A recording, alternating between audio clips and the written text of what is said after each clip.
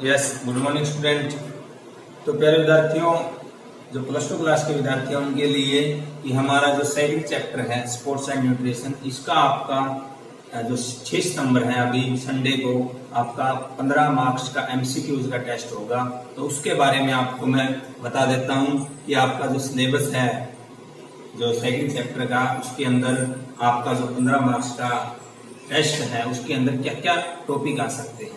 तो आप देखिए कि जो हमारा खेल एवं पोषण है यानी स्पोर्ट्स एंड न्यूट्रिशन है, इसके अंदर आपका जो फर्स्ट है कि हमारा बैलेंस डाइट क्या होती है, कि संतुलित आहार। फिर इसके आगे कि मैक्रो और माइक्रो पोषक तत्व कौन से होते हैं, जो पोषण का अर्थ क्या है, ये जैसे मैक्रो और माइक्रो पोषक तत्व कौन से है, जैसे कि मैक्रो पोषक तत्व जिसको हरित पोषक तत्व भी बोला जाता है कि कार्बोहाइड्रेट्स, प्रोटीन, वसा, पानी, ये हैं। इनके बारे में कुछ पूछ लिया जाएगा आपसे।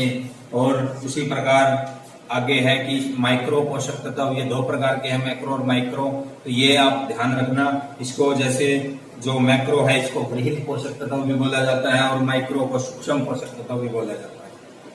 उसके बाद में जो माइक्रो पोषक तत्व है वह आगे कितने प्रकार में विभाजित किया गया है, इसको 2 श्रेणियों में विभाजित किया गया है कि खनिज लवण खनिज और सूक्ष्म खनिज, यानी हरित खनिज और सूक्ष्म खनिज। इसको खनिजों के तौर पर भी आगे विभाजित किया गया है कि जो खनिज है वो आगे 2 प्रकार के विभाजित किया गया है कि मैक्रो खनिज और माइक्रो खनिज। इनको भी आगे 2 टाइप से विभाजित किया गया है। जो मैक्रो खनिज है वो कौन से खनिज पाए जाते हैं उसके अंदर, तो देखिए इसके अंदर क्या है कि कैल्शियम है, पोटेशियम है, सोडियम है, मैग्नीशियम, फास्फोरस, ये अपने मैक्रो खनिज है। उसके बाद में माइक्रो खनिज है, आयोडीन है, लोहा है, क्रोमियम है, तांबा है, कोबाल्ट। इन्हीं में से भी आपके कुछ क्वेश्चन वगैरह पूछे जा सकते हैं। उसके बाद में विटामिन आता है कि विटामिन क्या होता है, जो पानी में घुलनशील विटामिन है वो कौन से होते हैं, वसा में घुलनशील विटामिन है वो कौन से होते हैं, विटामिन कितने प्रकार के होते हैं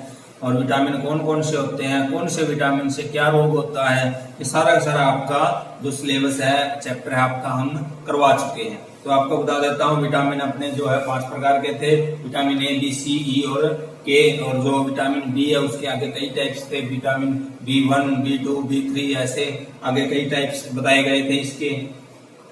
और जो विटामिन सी है ये कुछ फिर आगे आता है हमारा कि जो nutritive of components of diet, ये हमारे जो आहार के पोषक तथा गैर पोषक तत्व कौन से हैं, ये भी आपका क्वेश्चन बनता है कि जो हमारे आहार के पोषक तत्व है उसके अंदर आता है कि प्रोटीन, कार्बोहाइड्रेट्स, वसा, विटामिन, ये सारे के सारे आपके आहार के पोषक तत्व के अंदर आता है। प्रोटीन आगे आता है कि प्रोटीन कितने प्रकार का होता है। प्रोटीन हमें 2 प्रकार के स्रोतों से मिलता है कि वनस्पति प्रोटीन और पशु प्रोटीन से प्राप्त होता है। कार्बोहाइड्रेट्स है, वसा है, वसा 2 प्रकार से प्राप्त होती है, जैसे पशुओं से और वनस्पति से। विटामिन है, विटामिन के आगे कई पार्ट्स बताए गए हैं, vitamin A, B, C, D और के, और सभी का बताया गया विटामिन की पानी में कौन से घुलते हैं और वसा में कौन से घुलते हैं, और ये सारा इनका आगे दिया गया है।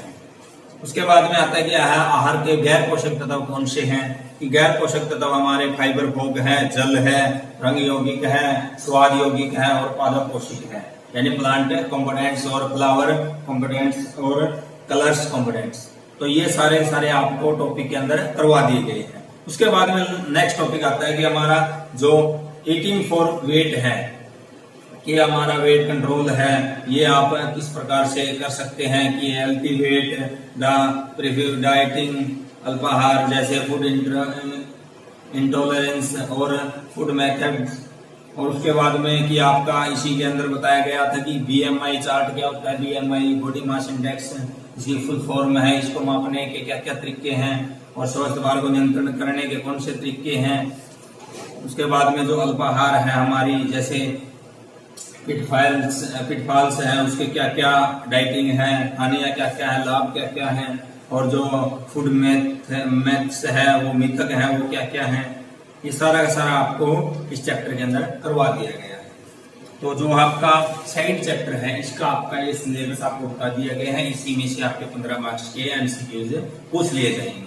और जो आपका अभी आगे एक और बता देता हूँ कि आपका हाफ ईयरली एग्जाम होना, अभी आधा सिलेबस आपका कवर हो चुका है। तो इसके लिए एग्जाम होगा आपका, उसके अंदर सिलेबस बता देता हूँ कि जो फर्स्ट चैप्टर है, पहले 5 चैप्टर आएंगे आपके। फर्स्ट चैप्टर है प्लानिंग इन स्पोर्ट्स। इसके अंदर आपको बताए गए थे कि प्लानिंग का मीनिंग क्या होता है, ऑब्जेक्टिव क्या होते हैं, यानी योजना, और उसके जो कमेटियां थी उनके क्या क्या कार्य हैं, क्या क्या जो टूर्नामेंट से पहले और टूर्नामेंट के बाद उनके क्या क्या कार्य हैं, उनकी स्पोर्ट क्या क्या कार्य हैं, और टूर्नामेंट कौन सी होती है, लीग टूर्नामेंट, नॉकआउट टूर्नामेंट। तो इसके आगे बताया गया था कॉम्बिनेशन टूर्नामेंट। उसके आगे फिर ये बताया गया था कि आपको जो फिक्चर है वो किस प्रकार डालने हैं, कि आपको नॉकआउट टूर्नामेंट के आधार पर फिक्चर, लीग के आधार पर फिक्चर। लीग में आगे आपको बताया गया था कि 3 मेथड हैं इसके, स्टेयरकेस, साइकिलिंग विधि और टेबलर विधि। तो ये आपको सारे करवा दिए गए थे। तो आपका जो फर्स्ट चैप्टर है ये 4 टॉपिक आएंगे आपके। उसके बाद में सेकंड चैप्टर है जो आपको बता चुका हूं मैं अभी, यही चैप्टर, यही आपके सारा सिलेबस है। थर्ड चैप्टर आता है आपका योगा एंड लाइफस्टाइल। तो इसके अंदर आपको जो